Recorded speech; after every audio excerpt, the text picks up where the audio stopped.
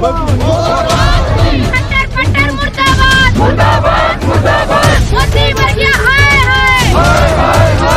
सोन पुनिया है जी। क्या मामला है, आज किस लिए सड़कों पे उतरे हो? मामला इस प्रकार से भी है जी, आप सभी को पता ही है कि 1 जनवरी को सरकार ने इस देश को बहुत बड़ा तोहफा देने का काम किया। उसने शिक्षा को गलत की पोजीशन में पहुंचा दिया। एक गाइडलाइन शुरू कर दी कि 1 जनवरी से सभी शिक्षण संस्थान, यूनिवर्सिटी, कॉलेज, ITI या लाइब्रेरीज वगैरह सभी बंद कर दिए जाएंगे। इसलिए यह सभी छात्र इस मुहिम को लेकर यहाँ पर आए हैं कि शिक्षा को बचाना है और शिक्षण संस्थानों को खुलवाना है। जैसे गाइडलाइन के तहत इंस्ट्रक्शन का पालन करते हुए चुनाव करवाया जा सकता है। क्या गाइडलाइन का पालन करते हुए शिक्षण संस्थान नहीं खोले जा सकते? शिक्षा देश का कंधा है, उसी के ऊपर पूरे देश का भार है। अगर वो डूब गई तो देश डूब जाएगा। अगर शिक्षा को बचाना है ना, तभी देश बच सकता है। तो शिक्षण संस्थानों को खुलवाने के लिए ये छात्र इकट्ठा हुए हैं। कोरोना दिन प्रतिदिन बढ़ता जा रहा है, तो उस दौर में सरकार के जो फैसले लिए गए हैं, कहीं ना कहीं जनता की उसके लिए फैसले लिए गए हैं कि कहीं ना कहीं उनको नुकसान ना पहुंचे। प्रत्यक्ष को प्रमाण की जरूरत नहीं है। ये सभी मानते हैं कि कोरोना बढ़ता जा रहा है। अगर कोरोना रियल में इतना बढ़ता जा रहा होता, क्या सरकार चुनाव की आज्ञा देती? गाइडलाइन के तहत क्या चुनाव लोगों के जान से बढ़कर है? ये कहीं ना कहीं एक इशारा कर रहा है कि ये एक ढकोसला है, बहुत बड़ा षड्यंत्र है, देश को अनपढ़ता की ओर लेकर जाने का एक षड्यंत्र है। ये सरकार चाहती है कि इस देश के युवा अनपढ़ रह जाएं, उनको अपने मौलिक कर्तव्यों का ज्ञान ना हो, उन्हें अपने अधिकारों का पता ना चले और वो आगे अपने हकों की आवाज ना उठा सके। तो अब आगे क्या कदम रहेगा? सड़कों पर उतरे हैं, आगे क्या कदम रहेगा? पहले हम जींद में DC साहब को ज्ञापन दे चुके हैं, उससे पहले हिसार में भी हम ज्ञापन दे चुके हैं और आज 12 जनवरी को कैथल में हम ज्ञापन देंगे। फिर भी अगर सरकार की आंख नहीं खुली तो हम CM आवास पर जाकर धरना देंगे और CM को ये दिखा देंगे कि छात्रों से बढ़कर कुछ नहीं है। इस देश का अगर भार उठाने वाले हैं तो ये नेशनल बिल्डर हैं, देश का भविष्य है, ये लोग हैं। अगर ये लोग अनपढ़ रह गए तो ये देश गलत में चला जाएगा। क्या मानते, कोरोना है या नहीं है? देखो, कोरोना है, लेकिन कोरोना एक पहले भी होता था। ऐसा नहीं था मौसम परिवर्तन जब भी आता है तो सभी को जुकाम खांसी होती है। उस जुकाम खांसी को अब एक साइंटिफिक नाम दे दिया कोरोना। पहले भी ऐसा होता था कि जुकाम खांसी होते थे, लेकिन क्या पहले ऐसा नहीं होता था? अगर रियल में कोरोना इतना घातक था तो चुनावों को परमिशन क्यों दी गई? क्या नाम है?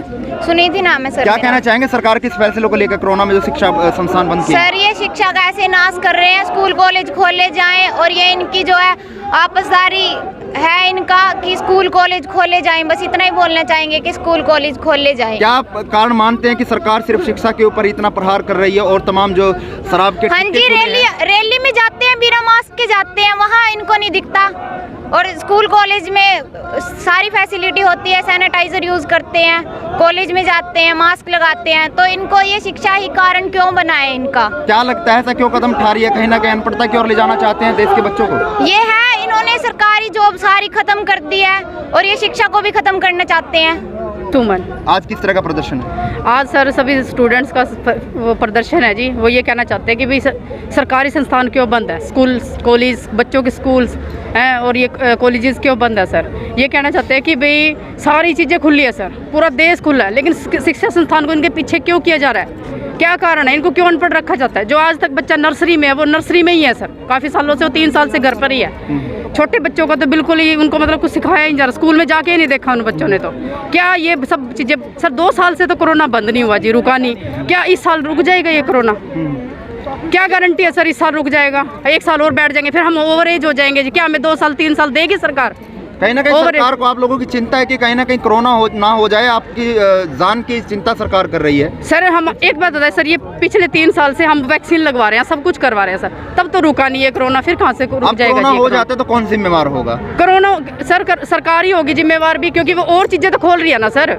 एक शिक्षा संस्थान ही बंद है, या तो सारा देश बंद करो। शिक्षा संस्थान को तो डोज दे रखी है, तो वो किस लिए दी है सर? ये बताओ। जब 2 डोज 1 हफ्ते के लिए बुखार में पड़े हम, एक हफ्ता हमारा वहाँ पे बर्बाद गया।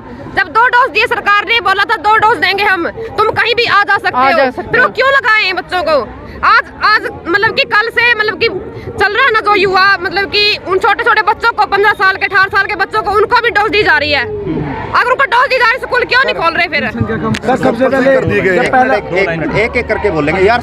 हाँ अच्छा, 50 बोल दे, हम कोई दिक्कत नहीं। जब लोकसभा विधानसभा का एग्जाम हुआ था 7 तारीख को, पिछली 7 तारीख को हमारा एग्जाम हुआ था विधानसभा लोकसभा का, वहाँ पे कोरोना नहीं था।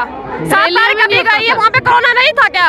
अब बोलती है हरियाणा पंजाब हाई कोर्ट का एग्जाम हमारे फरवरी में डेट आ चुकी है। पिछली बार भी उन्होंने ऐसा ही किया था, हम फिर रह गए क्योंकि प्रैक्टिस होती है तो मतलब वो एग्जाम भी आगे नहीं करते, एज का रिलैक्सेशन नहीं देते। अगर उनको इतनी टेंशन है मतलब भविष्य बच्चों की, क्यों नहीं उनको इतनी टेंशन? तो क्या कारण मानते हैं शिक्षा के ऊपर इस तरह का बंदिश लगा देना सरकार का?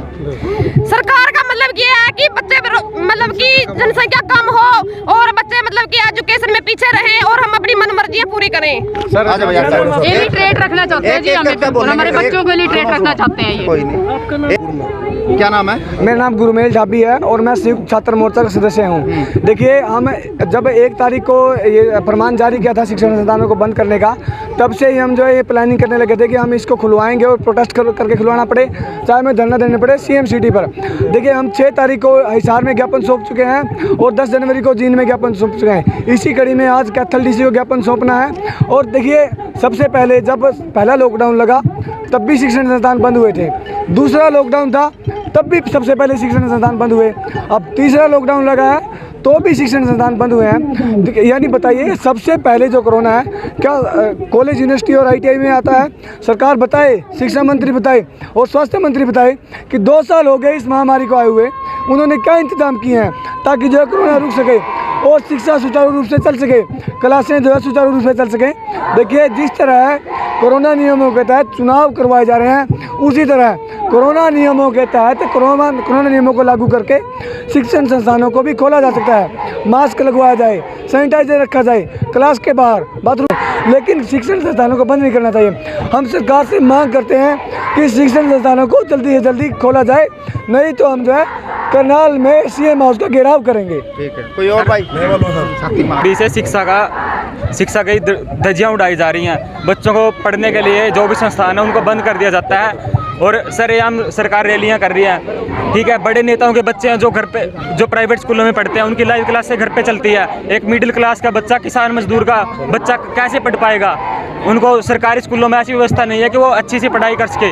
और जो बड़े नेताओं के बच्चे हैं वो आराम से घर पे बैठ के सब व्यवस्था कर दी जाती है ताकि उनके बच्चे पढ़ सके और जो गरीब किसान का बच्चा है वो ऐसे ही बेरोजगार घूमता रहे।